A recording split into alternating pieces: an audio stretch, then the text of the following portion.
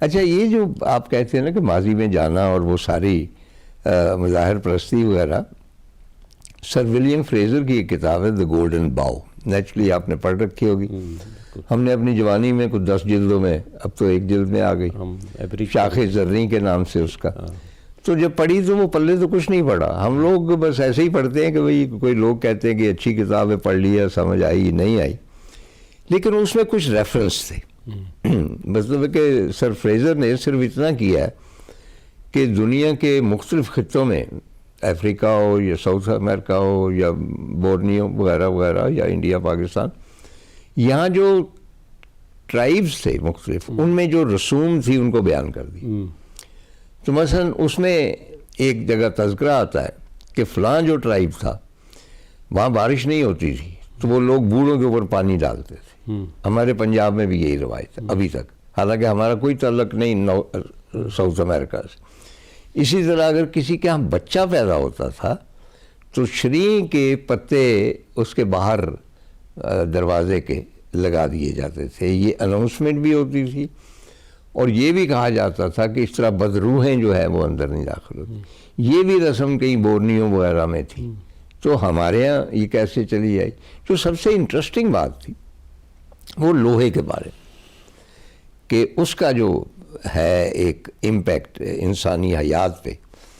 تو اس میں انہوں نے لکھا کہ فلاں فلاں جگہ، مثلا مایا سویلائزیشن میں شاید، کہ جب عورت بچے کی پیدائش ہوتی تھی تو اس کے سرانے لوہے کی کوئی چیز رکھتے تھے اور ان کے خیال کے مطابق اس کا درد کم ہو جاتا تھا.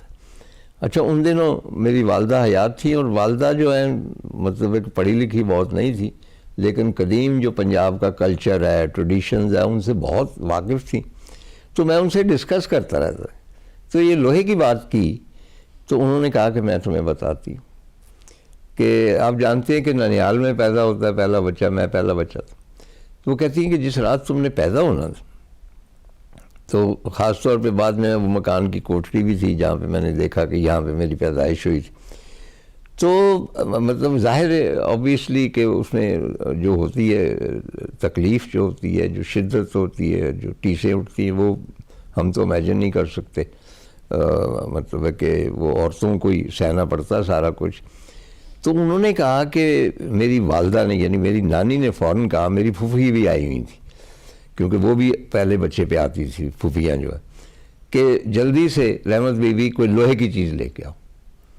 تو گھر میں ایک تالا تھا، لوہے کا تھا، وہ انہوں نے میرے سرانے رکھ دیا. تو میں نے کہا کہ امی اس سے کچھ افاقہ ہوا؟ کہنے لگے کیونکہ آپ جب یقین کر لیتے ہو کہ اس سے افاقہ ہوگا، پتہ نہیں ہوا یا نہیں لیکن مجھے محسوس ہوا.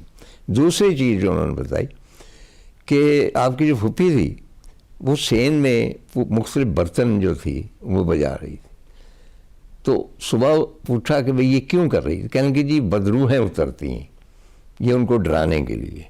یعنی آپ دیکھیں کہ سر ولیم فریزر جو ہے کہاں کی بات کر رہے ہیں، وہ فار آف، کوئی کنیکشن نہیں ہے پنجاب کے ساتھ یا اور، لیکن یہ ایک شاید مشترکہ ایک روایت کہہ لیں، کلچر ہے پوری دنیا کا، کہ وہ سب چیزیں جو ہیں یہاں بھی پائی جاتی ہیں. اور آپ نے جو نارتھ کا حوالہ دیا ہے اس میں تو بہت زیادہ پائی جاتی. تو اس کے علاوہ اور کون سے ابھی تک وہ علامتیں ہیں جن سے آپ اندازہ لگا سکتے ہیں کہ یہاں مظاہر پرستی ہوتی تھی؟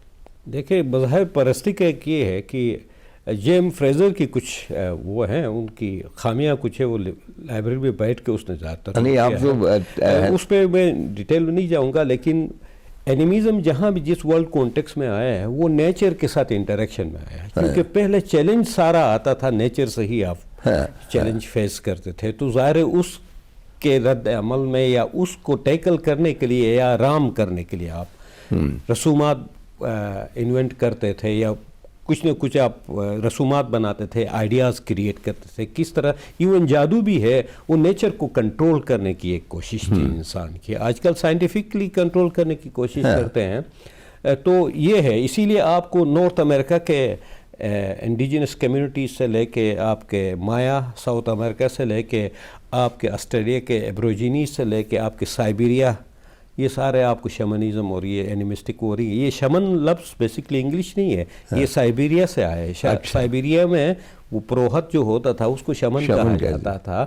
تو اور ہمارا یہ گلگت بلتستان کیونکہ ٹرکک ریس سے بہت انفلوئنس ہے, سینٹرل ایشیا, اور یہ ٹرکک ریس سائبیریا تک جاتی ہے, التائی ماؤنٹین تک, ماؤنٹینیس ایریا ہے.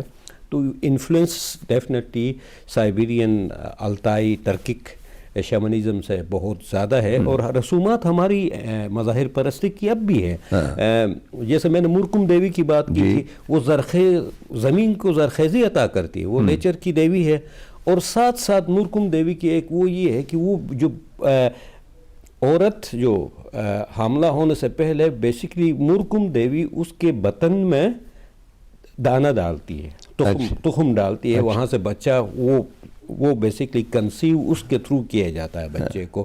اور وہ مورکم دیوی کا ایک کام یہ ہے کہ جو خواتین, اچھا میں پہلے بھی پوچھ چکا ہوں کہ یہ مورکم دیوی جو تھی یہ تھی فطرت کی دیوی تھی, تو اس کے کوئی ٹیمپلز وغیرہ تھے یا کوئی ٹیمپلز؟ میں نے جیسے پچھلے انٹرویو میں کہا تھا کہ یہ ہرامش میں, ہنی میں, بوبر میں نہیں, اس سے کوئی مطلب پرانے آثار ہیں, کوئی اینٹیں ہیں, کچھ کیا ہے؟ کارل یتمار نے ہرامش اور گور میں باقاعدہ اس نے کہا ہے کہ باقاعدہ اس کا ٹیمپل تھا. نہیں یہ تو پرانی باتیں ہیں نا. 1952 میں آج کچھ باقیات کچھ رہ گئی ہے, کچھ جگہوں پہ, لیکن پریکٹس نہیں ہے, وہ لوگ جاتے نہیں ہیں وہاں پہ.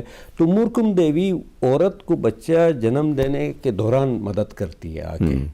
اسی طرح ہم کوئی وزن اٹھاتے ہیں, وزنی پتھر اٹھاتے ہیں یا کوئی وزنی چیز اٹھاتے ہیں, بہت سارے لوگ مل کے, ہم حب پلیحہ کہتے ہیں. حب پلیحہ یہ ہر ایک گلگت بلتستان میں ہر بندہ کہتا ہے. آپ ہمت دینے کی حب پلیحہ بون مذہب کا, بون مت کا بسم اللہ الرحمن الرحیم ہے.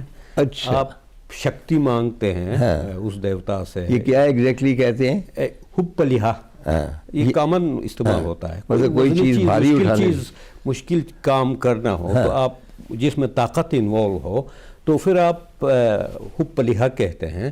یہ جو یٹھولو یا ینٹھ میں نے کہا جو رزق کا دیوتا ہے وہ ایک طرح سے طاقت کا بھی دیوتا ہے, وہ آپ کو طاقت عطا کرتا ہے.